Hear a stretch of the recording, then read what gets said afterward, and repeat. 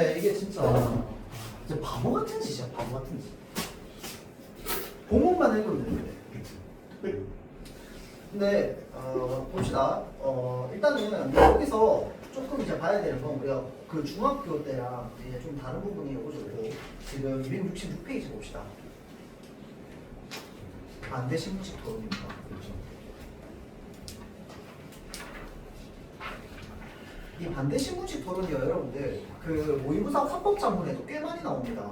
알겠죠? 그래서 반대 신문식 토론의 구조를 내가 머릿속에 애초에 대한 구조 자체를 알고 있잖아. 그러면 이게 지금 저 상대방이 이제 찬성 측에서 말하는 거에 반론을 제기하는 건지 아니면 반대 신문이라고 하는 게 뭐야? 질문을 통해서 이제 말하고자 하는 말을 전달하는 거 신문이라고 합니다. 맞죠? 그래서 왜 경찰들이나 아니면 이제 법원이나 이런 데서도 이제 질문을 통해서 대답을 이끌어내는 게 신문이잖아, 그치? 자, 그래서 이 반대 신문인지 아니면 반론인지를 파악을 잘 하면은 이 화법적과 작문 그 파트 있죠. 이 반대 신문식 토론이 보통 몇 번 문제 나오냐면 5, 6, 7번에 많이 나옵니다. 그러니까 앞 페이지, 뒷 페이지 딱 펼쳤을 때는 처음 나오는 질문이잖아. 그때 이제 토의 토론이 많이 나오거든요. 근데 이제 이 반대 신문식 토론이 나오면은 이제 이 구조를 좀 어느 정도 생각하고 있으면 화법 작문을 좀 빨리 풀 수 있습니다. 그래서 그게 있고요. 이 반대 신문식 토론은 일단 기본적으로 여러분들 뭘 잘 알아야 되냐면 본문의 순서를 잘 알아야 됩니다. 왜 그러냐? 왔다 갔다 합니다. 뭔 말인지 알겠죠? 자, 그래서 일단 기본적으로 하나의 누가 입론을 하잖아요, 그렇죠? 이 입론과 그 다음에 그거에 따른 반대 신문 있죠. 맞아요. 하나의 세트입니다. 얘는 짝이에요, 짝. 그러니까 여기에 지금 1번 제1 찬성 1측이 입론 얘기하고 나서 그 다음에 반대 2측이 반대 신문하잖아. 이거 그냥 하나의 짝이야, 짝.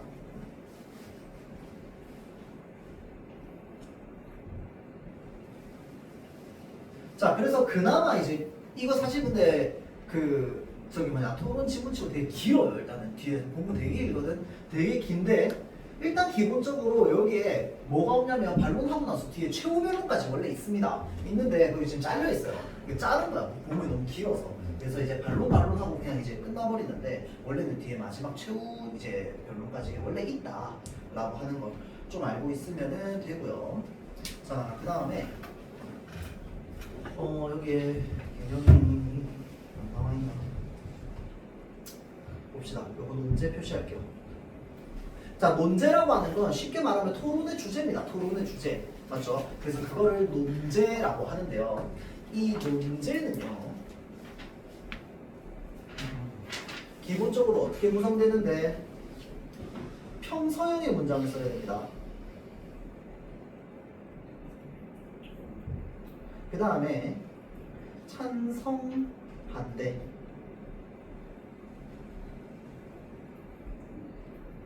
양측으로 의견이 나뉠 수 있는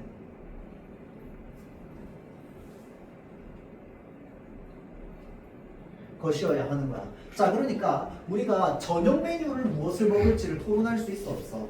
없어. 그 저녁 메뉴를 뭘로 먹을지는 토론이 아니라 뭘 해야 되는데 토의를 해야죠. 맞죠? 자, 그래서 여기서 말하는 게 뭐냐면 결국은 양측으로 갈라지는 의견을 대립시킬 수 있느냐 없느냐. 그래서 있어야지만 그것이 논제로서 쓸 수 있다라고 하는 것이고요. 논제는 어떠한 내용을 평서형의 문장으로 쓰는 겁니다. 자, 그래서 인공 강우를 실현해야 다뤄야지 해야 할까로 하면 안 된다는 거야. 무슨 말인지 알겠죠? 자, 다음. 그러니까 당연히 이 논제와 같은 의견을 가지고 있는 측이 자연스럽게 뭐가 되는데 찬성 측이 됩니다.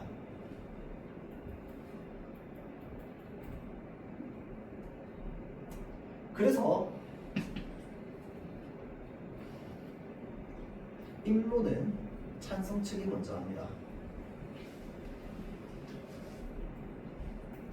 반면에 반론은 반대 측이 먼저 합니다. 왜 그러냐면 반론을 할 때 입증의 책임은 누구한테 있기 때문이냐면 반대 측에 있기 때문입니다.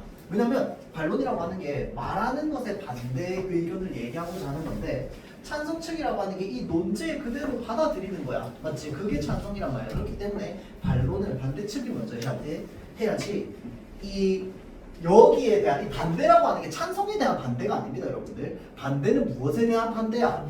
논제에 대한 반대입니다. 무슨 말인지 알겠죠? 그러니까 결론은 똑같은 말이야. 왜냐면 찬성 측이나 논제는 똑같으니까. 그러니까 이 반론이라고 하는 게 왜 먼저 나오냐면 반대가 뭘 반대하는 거냐면 논제를 반대하기 때문에 반론 측이 먼저 이제 입증의 그 책임이 있는 겁니다. 알겠죠? 자, 그래서 반론은 반대 측이 먼저 한다. 그리고 이제 반대 신문식 토론 있고요. 사회자의 역할. 아 이번에 진짜 사회자의 역할 들려온 사람 있어가지고 내가 진짜. 근데 아까 1교시 했던 거 있잖아요. 그게 그런 거 순서 같은 거 외워야 돼요. 예를 들어서 일 하나씩 잃어버린 거 있잖아요. 조이 물기. 그런 것도 하나는 알고 있어야 돼요.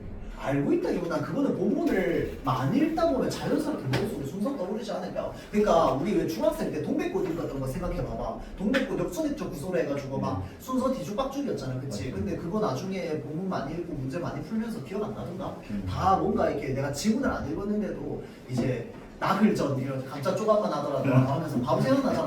맞지? 근데 그 정도로 본문을 읽을 수 있어야 된다, 기본적으로. 그러니까 알아야 된다? 알아야지. 그런데 외워야 돼요? 외우는 게 아니라 그냥 자연스럽게 떠오를 만큼 우리 본문 많이 읽어야 됩니다. 알겠죠? 왜냐면 지금 이 본문 읽기 제일 좋은 시기야. 그치? 시험범위 이제 다음 주 토요일부터 우리 또 들어가야 될 텐데 그때부터는 우리가 본격적으로 문제풀이나 이런 것들도 많이 해야 되기 때문에 그렇죠? 내가 볼 때는 본문만 읽을 수 있는 게 오늘 요번 주부터 해가지고 한 다음 주 토요일 전까지 되지 않을까? 뭐 물론 그 뒤에도 계속 문제 풀어가면서 본문 보겠지만 자세히 본문 자체를 읽을 수 있는 거. 그래서 요것도 꼼꼼하게 한번 좀 읽어보세요. 알겠지? 누가 무슨 말하고 어떤 의견들이 있었는지. 그 시험 대회 때는 토요일도 이거예요. 토요일도 이거 할 거야. 자 볼게요. 최근 봄철과 겨울철 가뭄이 길어지고 대형 산불이 발생하면서 이를 우려하는 목소리가 커지고 있다라고 하는 게 뭐예요? 토론의 배경을 제시합니다. 이미 내용 다 알고 있기 때문에 빠르게 해볼 거야. 네. 학교에서 했죠? 네. 자, 다양한 해결 방법을 찾고 있는 가운데 인공 강우 실용화 그 논란 이제가 거론되고 있습니다. 그래서 인공 강우 실용화와 관련해서 찬성 반대 측이 대립하고 있는데 그래서 오늘은 인공 강우를 실현해야 한다라고 하는 논제 제시, 토론 배경 제시, 논제 제시. 자, 그다음 찬성 측 첫 번째 토론자가 입론하겠습니다 라고 하면서 순서 알려주는 거, 규칙 알려주는 거 다 누가 하는 겁니까? 사회자가 하는 겁니다. 그렇죠? 그래서 절차 안내 그 다음에 토론자 지정.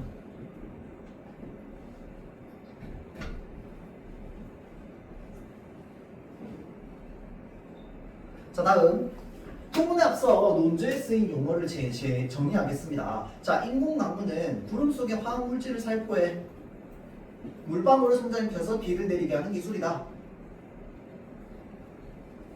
용어의 개념을 정의합니다.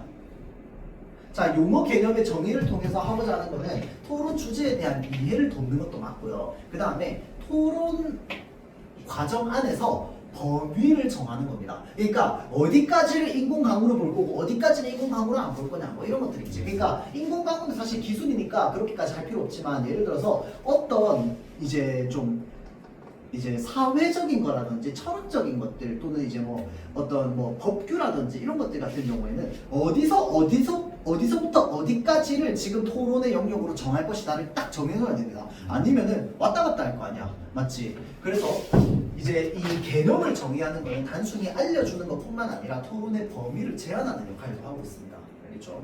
여기까지만은 우리 토론의 내용으로 인정해 줄 겁니다. 라는 거. 자, 다음 실용화는 실현 단계를 넘어서 여기 나와 있네요. 그래서 이 실용화라고 하는 게 뭐냐면 여기서부터 여기까지가 이제 실용화라고 하는 말을 어디까지의 범위로 볼 것인지를 범위를 정해주는 겁니다. 왜냐하면 실용화라고 했을 때 실용화를 A라는 사람은 이렇게 느낄 거고 B라는 사람은 이렇게 느낄 거 아니야. 이건 추상적인 용어이기 때문에. 맞죠? 그래서 실용화는 문제 상황을 예방하고 해결하기 위해서 제도화하는 것까지를 의미한다라고 했으니까 제도화라고 하는 건 뭐야? 법으로 제정시키는 것까지를 말한다는 거예요. 여기서 실용화는. 자, 다음. 그 우리나라 홍철과 가뭄과 그다음에 산불은 심각한 수준입니다. 최근 가뭄 일수가 늘어나고 쭉 해가지고 지금 여기 말하는 게 우리가 보통 이제 문제 상황이라고 하죠.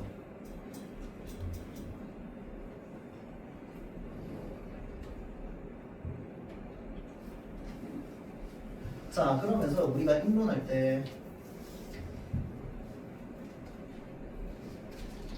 흔히 주장이 있으면 이유가 있고 근거가 있습니다. 이거 혹시 지난번 시험 때 했나요? 이유와 네. 근거의 차이 했었죠. 자, 그래서 이유라고 하는 건 뭐였습니까?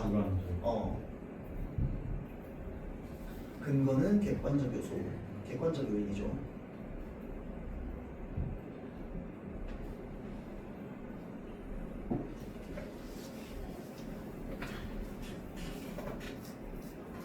자, 그래서 이야기합니다.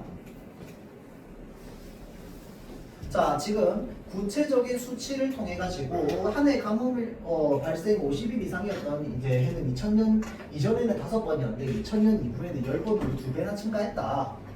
자, 그래서 건조한 날이 들면서 봄철과 겨울철 산불 발생 빈도도 2022년 기준 지난 10년 동안 2.5배 가까이 증가하였다. 자, 그래서 이러한 상황에서 인공가무는 좋은 해결책이 될 수 있습니다. 인공가무는 좋은 해결책이 될 수 있다. 무엇에 대해서? 산불 발생에 대해서. 자, 그래서 수차례 실험을 거쳐서 실현 가능성을 확인했기 때문이다 라고 하면서 여기 이제 근거죠. 여기서부터 해서 여기까지가 구체적 실험 성과입니다. 보통 선지로 나올 때 내가 여기에 지금 해설에 적혀있는 동그란 표시 있죠. 보통 이런 것들이 이제 선지로 나온다, 그렇죠?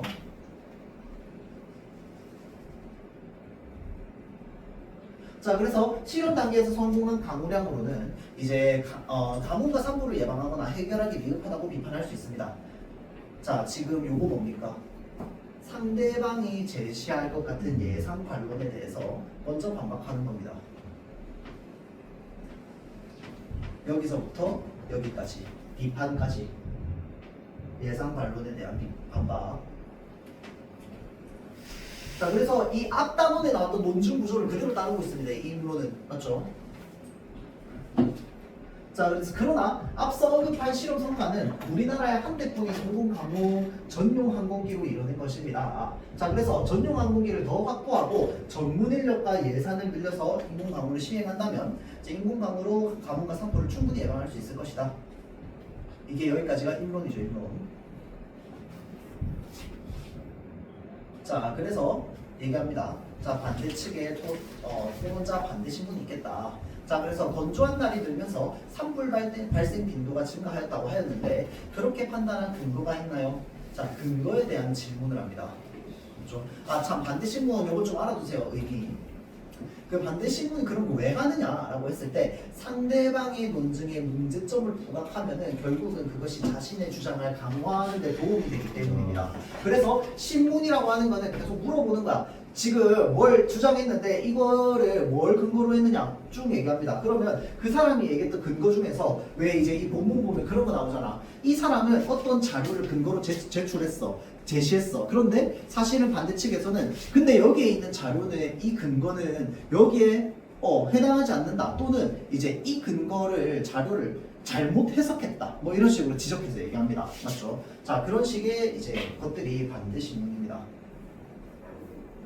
그러니까 일단 기본적으로 이 반대 신문은 앞서 이야기했던 그 입론에 대한 반대 신문이 돼야 돼. 무슨 말인지 알겠죠? 그러니까 앞서 이야기했던 입론에서 전혀 얘기하지 않았던 이야기를 반대 신문에서 할 수 있어? 없다는 거야.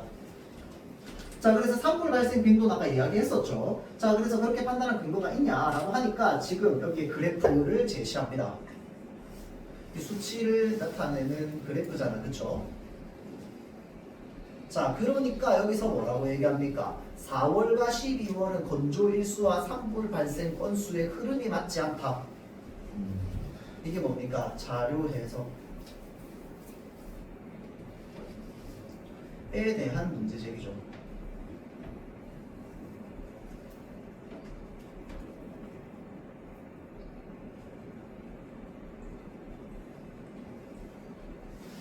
자, 그러면서 그냥 이것만은 하고 끝나는 게 아닙니다. 자, 건조일수와 산불 발생 일수 건수가 상관계가 있다고 해석하는 것은 적절하지 않다. 왜냐면은 4월과 12월은 건조일수와 산불 발생 건수의 흐름이 맞지 않다 라고 하기 때문에. 맞죠? 건조일수랑 산불 발생 인수. 왜냐면 이때는 건조해서 산불 많이 일어났다. 근데 이때는 좀 덜 건조한데도 뭐야? 산불 더 많이 일어난 거야. 맞지? 그러니까 비율상으로 맞지 않아요. 맞지? 그래서 건조함과 산불 발생 일수를 건수를 이제 정확하게 비교할 수 있느냐? 아니다 라고 얘기하는 거죠. 그 다음 10년간 연평균 산불 발생 건수 통계에 따르면 사람이 실수로 낸 산불의 비율이 33%로 산불 발생 원인 1위라고 합니다. 자, 그래서 인공 강우보다 실수로 낸 산불을 막는 것이 더 현실적인 산불 예방책 아닐까? 요 질문. 보통 이제 우리가 화법과 장문하면 여기에 포인트 많이 줘야 되죠. 네. 자, 그래서 지금 반대 2가 다른 예방책을 제시하면서 지금 오히려 적절성의 문제를 제기했고요. 거기에 플러스 요거 다른 예방책. 인공 강우보다 오히려 이게 더 낫지 않냐? 자, 그러니까 찬성 일치기 다시 이거는 뭐야? 지금 반대 신문에 대한 반박입니다. 맞죠? 반대 신문에 대한 반박 또는 대답이야. 자, 그래서 근본적으로 건조한 기후 환경이 개선되지 않으면 단 한 건의 화재가 대형 산불로 번질 수 있다는 겁니다. 자, 그래서 2019년에 기상청이 밝혔듯이 산불이 자주 발생하는 시기에 인공강우로 건조한 대기를 바꾼다면 산불을 효과적으로 예방할 수 있을 것입니다. 라고 해서 지금 이야기를 하고 있는데 기상청에서 밝혔듯이 건조한 대기를 바꿀 필요가 있다라고 하는 거를 근거로 가져왔죠. 자, 그래서 지금 뭐냐면 반대 신문하고 그거에 대해서 반박했습니다. 그러고 나니까 이제 뭘로 넘어가니까 다음 사람의 인론으로 넘어갑니다. 자, 그럼 아까 찬성 측 1에서 인론했으니까 그 다음에 또 인론 누가 하겠어? 반대 측 1에서 인론하겠지. 그렇죠? 자, 그래서 반대 측 인론 이야기합니다. 자, 봄철과 겨울철 가뭄과 그 다음에 산불은 우리 사회가 해결해야 할 중요한 문제라는 점은 찬성 측과 입장이 같습니다. 자, 요거는 뭡니까? 찬성 측과 반대 측의 공통된 입장을 반대 측은 인론 때 얘기했습니다. 요런 게 바로 이제 이 본문을 꼼꼼하게 읽냐 안 읽냐죠. 이거 이제 생각 안 나면 선지로 이렇게 딱 들어가 있을 때 뭐 하러 가야 돼? 읽으러 가야 되는 거야. 맞죠? 그래서 본문 꼼꼼하게 읽으라는 겁니다. 누가 무슨 말 했는지. 알겠죠? 자, 그래서 하지만 인공강우의 실용화를 고려해야 할 정도로 가뭄과 산불이 심각한 것은 아니라는 거야. 자, 그래서 우리나라 연평균 강수량은 세계평균 강수량보다 약 500mm 이상 많을 정도로 풍부하다. 하지만 다른 나라에 비해서 우리나라의 1인당 물 사용량이 많고 가뭄이 발생했을 때 적절하게 수자원을 이용하기 어려운 지역이 많아서 수자원이 부족한 것처럼 보이는 것이다. 또한 산불은 사람의 실수가 직접적인 원인입니다. 자, 그래서 실수로 낸 산불의 비율에 봄철에 논밭을 태우거나 산 주변에서 쓰레기를 소각하다가 이제 산불로 던진 것까지 더하면 그 사람이 일으킨 산불은 비중이 전체의 59%에 이를 정도입니다. 따라서 산불 문제는 실수로 낸 화재나 쓰레기 소각 등으로 발생하는 화재를 사전에 예방하면 해결할 수 있다 라고 되어 있죠.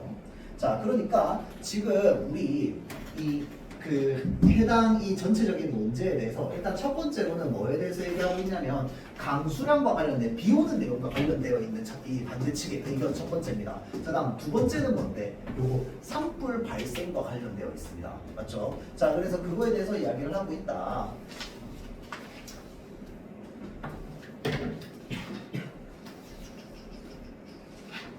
자, 요거 쟁점 하나 볼게요.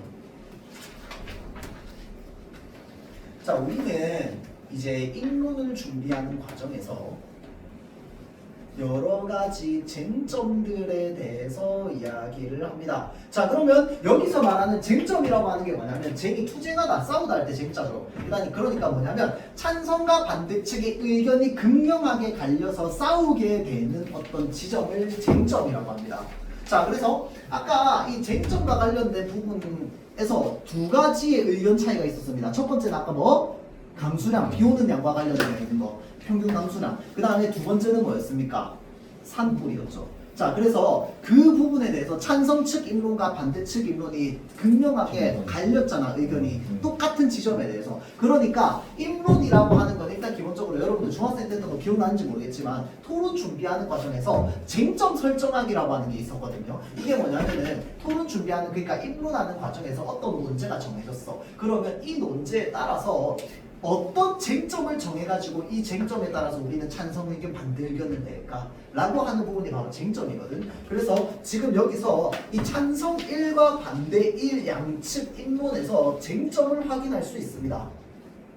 그 두 가지가 뭐냐면요. 첫 번째는 가뭄이고요. 두 번째는 산불 문제입니다. 그래서 지금 찬성 1측에서는 가뭄 굉장히 심각한 문제, 산불 문제 굉장히 심각한 문제. 자, 그런데 반대 측에서는 어떻게 얘기하고 있어? 지금 우리나라 강수량 작다고 안 작다고? 안 작다고, 되게 많다고. 근데 수자원을 적절하게 이용하지 못했을 것이다 라고 하는 이제 쟁점 하나. 그 다음에 또 하나 쟁점 하나, 산불 문제 같은 경우에는 뭐 가뭄이 아니라 사람의 실수 때문에 일어나는 게 더 많다. 지금 의견이 서로 갈라지는 부분입니다. 맞죠? 자, 그래서 쟁점, 봄철과 겨울철의 가뭄과 산불 문제는 인공가무가 필요할 정도로 심각한가에 대한 의견이 다른 거야. 맞죠? 반대 1과 찬성 1은.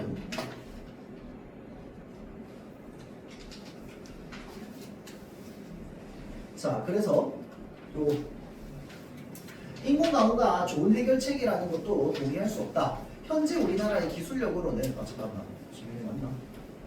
안 됐지. 맞네요. 산불 뒤에 볼게요. 자, 다음 인공가무가 좋은 해결책이라는 것도 동의할 수 없다. 이것도 마찬가지로 찬성 1측에 대한 반대입니다. 왜? 찬성 1측이 지금 가뭄과 산불 문제가 심각하기 때문에 어떻게 해결해야 된다? 인공가무를 해결해야 된다라고 이야기를 했잖아. 그치? 그런데 거기에 대해서 동의할 수 없다라는 거야. 그래서 현재 우리나라의 기술력으로는 인공가무를 실용하기 어렵다. 또한 인공가무에 대해서 정서적 반감을 느끼는 사람도 많고, 자, 그 다음 인공가무를 실행할 경우 주변 국가와의 분쟁이 일어날 수도 있다. 이게 근거죠. 자, 그래서 이유죠, 이유. 자, 그래서 한 지구환경학 교수는 언론사와 인터뷰에서 특정 국가의 인공가무 시행이 주변국의 감수량 감소에 영향을 줄 수 있다고 하였다. 자, 그래서 2020년 12월에는 한 신문사에서 특정 국가가 인공가무를 시행한 것에 대한 주변국의 비판과 우려의 목소리를 보도한 바가 있습니다. 이처럼 인공가무를 시행하려면 주변국에 미치는 영향과 주변국과의 관계도 고려해야 하기 때문에 인공가무를 원활하게 시행하는 것은 무척 어려운 일이다. 그래서 적절한 해결 방안이 아니다. 자, 다음 이제 이 반대측 입론의 입론 1의 반대측 1의 입론에 이제 반대 신문을 하는 겁니다. 자, 그래서 지금 인공가무의 시행을 반대하는 이유로 정서적 반감을 언급하였는데 그것을 뒷받침하는 근거가 있느냐, 그러니까 객관적으로 우리가 알아볼 수 있는 자료가 있느냐를 물어본 거야. 그랬더니 이야기합니다. 자, 2021년에 미국의 한 설문조사 업체에서 미국 성인을 대상으로 인공가무에 관한 인식을 조사한 결과 미국 성인 10명 중 7명은 인공가무가 지구 생태계에 미치는 영향이 완전히 밝혀지기 전에 인공가무를 시행하는 것에 대한 우려를 나타냈다. 이것도 마찬가지로 어떤 자료, 그러니까 외국의 설문조사 결과를 제시했단 말이야. 그랬더니 찬성 1측이 뭐라고 이야기를 하느냐? 반대측이 제시한 근거는 외국의 설문조사 결과라는 거야. 그래서 우리나라의 여론과 맞지 않을 수 있다. 그래서 근거 자료로서 적합하지 않은 거 아니냐. 자, 적합성에 대한 문제를 또 제기합니다.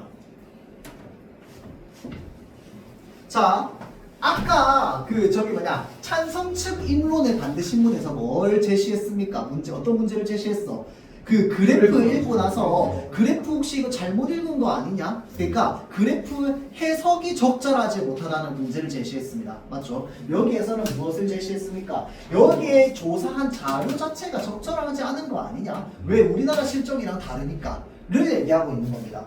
맞죠? 자, 그래서 나비 효과라는 용어처럼 이제 반대측이죠. 나비 효과라는 용어처럼 기상은 변수가 많고 복잡하여 예측하기 어렵습니다. 인공 강우로 예상치 못한 기후 문제가 발생할 수 있다는 우려는 특정 국가에 한정되지 않습니다.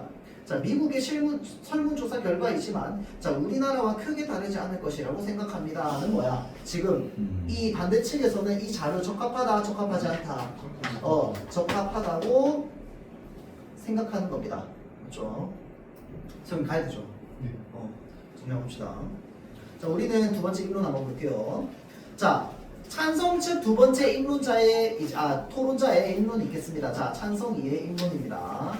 자, 인공 강우의 실용화로 기대되는 효과와 이익은 시행에 투입되는 비용보다 경제적 이익이 더 클 것으로 예상된다. 자, 그러니까 이제는 찬성 측에서 얘기하는 게 이제 우리나라에 문제가 뭐 어떤 문제가 있어서 해야 된다가 아니라 이제 시행하면은 뭐가 더 많이 생긴다. 경제적으로 이익이 더 많이 생긴다라는 걸 얘기를 하고 있습니다. 자, 그래서 2010년 기상청 분석에 따르면 연간 36억 원을 투입한 인공 강우 실험의 경제적 가치는 연간 600억 원이 넘는다고 합니다.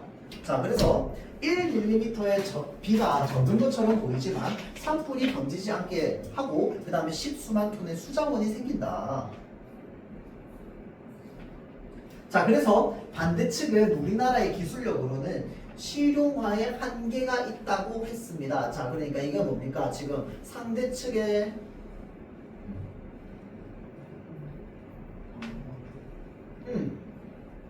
이제 이유죠. 정확하게 말하면 이유. 그러니까 주관적 의견 있다고 했는데 그것에 대해서 지금 반대로 반론하듯이 얘기하는 겁니다. 자, 그래서 자, 강수량 수치만 보자면 그렇게 판단할 수 있습니다. 자, 그러나 이는 인공 강우 기술 개발 역사나 연구 수준을 고려하지 않고 결과만을 중요하게 생각하는 태도다라고 하면서 반박하고 있죠. 그것에 대해서.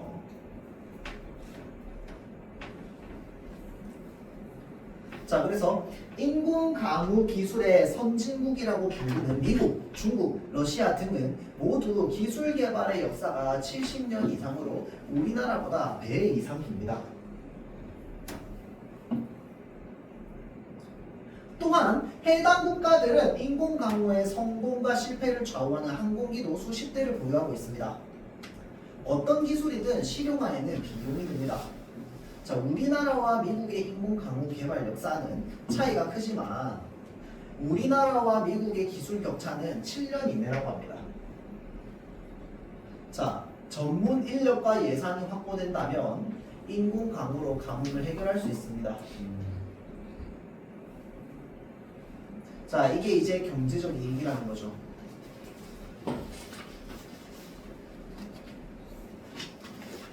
자, 그래서 이 반대측이 또 이제 뭐합니까? 반대 신문합니다. 그렇죠? 자, 그래서 인공 강우의 경제적 가치가 투입 대비 10배가 넘는다고 하였는데 저희도 그 자료를 살펴보았습니다. 자, 잘 보세요. 그래서 상대 측의 자료를 뭐 한 거냐면 미리 검토해왔습니다. 맞죠? 미리 봤다는 거야. 자, 그래서 미리 검토한 내용을 바탕으로 질문을 하는 겁니다. 자, 경제적 가치를 평가하는 기준으로 대기질 개선 효과도 있던데 구체적으로 무엇이지요? 라고 하면서 지금 이제 의미에 대해서 질문합니다. 자, 그러니까 미세먼지와 오염물질을 제거하여 대기질을 개선함으로써 얻을 수 있는 심리적 효과를 경제적 가치로 나타낸 것이라고 확인하였습니다. 그렇다면 찬성 측은 인공 강우로 미세먼지를 줄일 수 있다는 것을 인정한 셈인데 아직 그 효과가 명확하게 증명된 바가 없습니다. 맞습니까? 라고 하면서 자, 지금 정확하게 이 사람이 의미를 밝혀주면 그 의미를 바탕으로 역으로 이제 반대 신문을 하는 겁니다. 그래서 결국 말하고자 하는 바는 뭐야? 당신이 말한 건 결국은 증명된 바가 없다는 거 아니냐라고 하는 거죠. 토론은 이렇게 하죠, 여러분들. 그 지난 튜토리얼 같은 토론이 아니라, 그렇죠? 우리가 진정한 이제 사회에서 토론이 좀 많이 이루어지려면, 그렇죠? 그러니까 반대 신문식 토론을 해야 되는 거야, 맞지? 사람 다 타인을 헐뜯는 토론이 되는 게 아니고, 그렇죠? 자, 봅시다, 다시. 현재까지는 그렇지만 중국, 태국, 인도 등은 이제 이게 사실 되게 수준 높은 반론 아닙니까? 네. 맞죠? 그러니까 상대가 한 말을 바탕으로 나의 질문이 담겨 있는데 이제 거기에 그것을 통해서 자신이 틀렸다라고, 그러니까 그 사람이 말했다라는 걸 틀렸다라는 걸 내가 증명하고 싶은 거야. 그런데 이 사람은 그걸 인정합니까? 또 인정 안 하잖아, 그렇죠? 그래서 이야기를 합니다. 자, 현재까지는 그러한데, 자, 중국, 태국, 인도 등은 미세먼지를 줄이기 위해서 인공 강우를 시행하고 있대요. 그러니까 또한 미국의 세계적 기상조절 전문가는 이제 인공 강우가 미세먼지를 죽이는 효과적인 방법이라고 언급한 바 있고 1mm의 약한 강수에도 대기 중에 미세먼지가 줄어든다는 연구 논문도 있습니다. 그러니까 지금 환경에 아주 큰 효과를 줄 수 있다 라고 하는 거를 지금 근거로 이제 이야기를 하고 있죠. 그런데 무엇을 이제 얘기하고 있느냐, 일단 첫 번째는 뭐냐면 해외 사례입니다. 사례는 뭐야? 중국, 태국, 인도를 말하는 거고요. 그 다음에 전문가의 견해는 어딥니까? 미국입니다. 미국의 세계적 기상조절 전문가.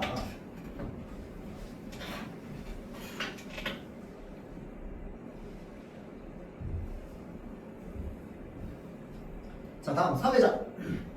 이어서 반대측 두 번째 토론자의 입론이 있겠습니다. 자, 과학기술 실용화를 위한 연구와 개발 및 투자는 물론 필요합니다. 하지만 제한 없이 지원될 수는 없습니다. 2022년 국회 국정감사에서 2018년부터 2022년까지 9월까지 인공강우 실험에 200억 원 가까이 투입되었지만 만족할 만한 성과가 없었던 점이 문제로 지적된 바 있습니다. 이는 세금 낭비라는 비판을 피하기 어렵습니다.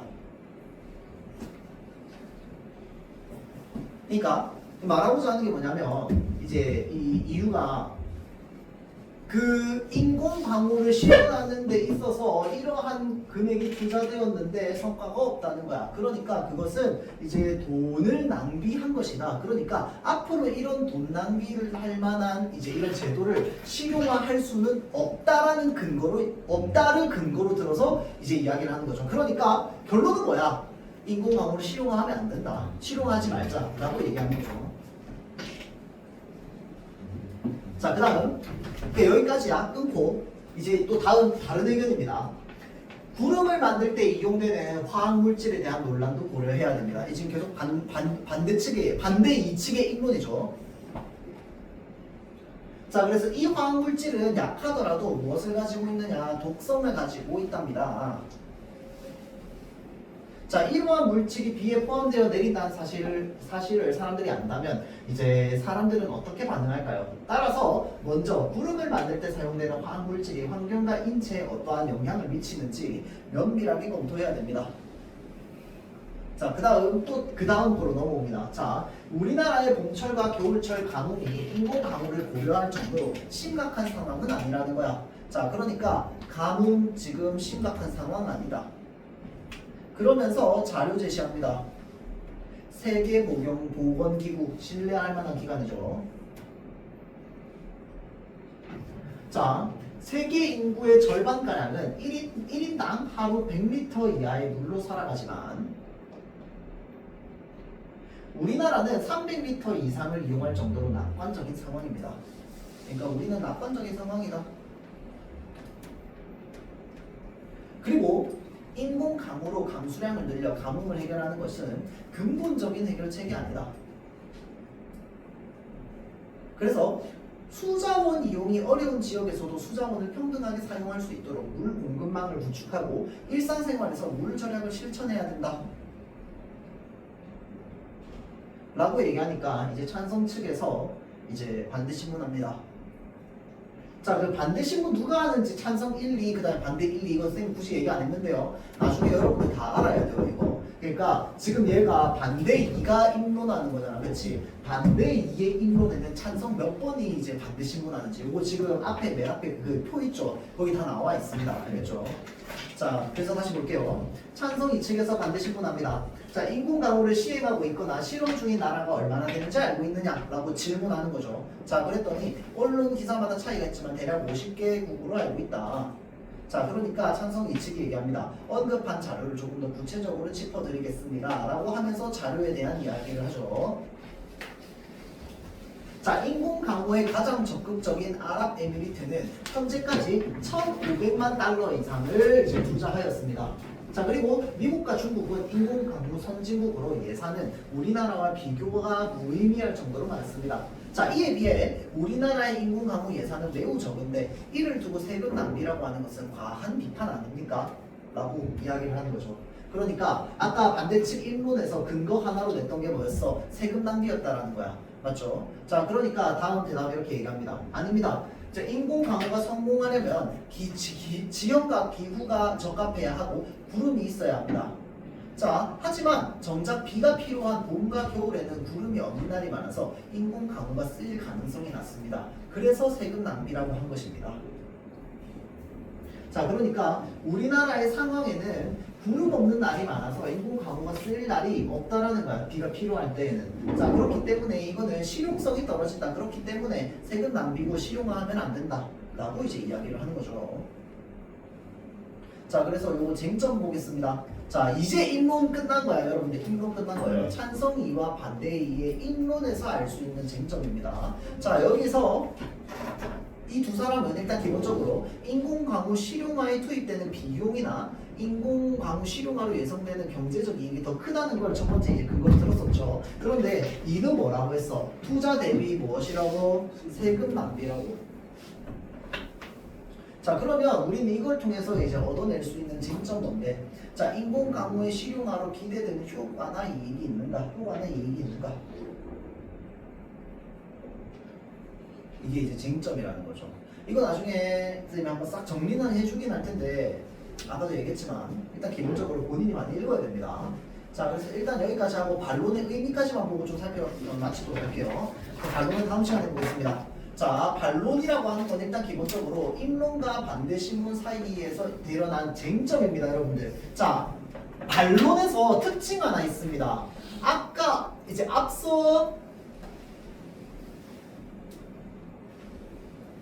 언급되지 않았던 새로운 쟁점에 대한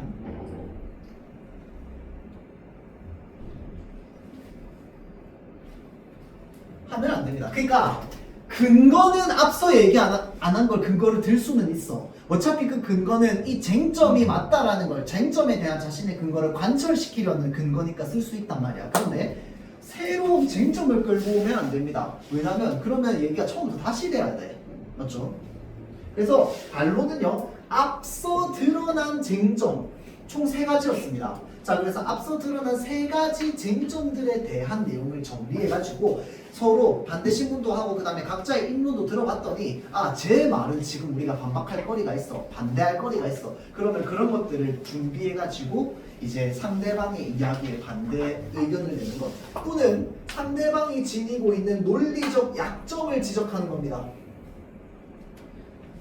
그래서 이제 반론은 이제 앞서 이야기되었던 그것들에 대한 이제 논리적 반박을 하는 것이 바로 반론이다 라고 생각을 하면 됩니다. 자, 그래서 여기까지 하고요. 반론부터는 다음 시간에 보도록 하겠습니다.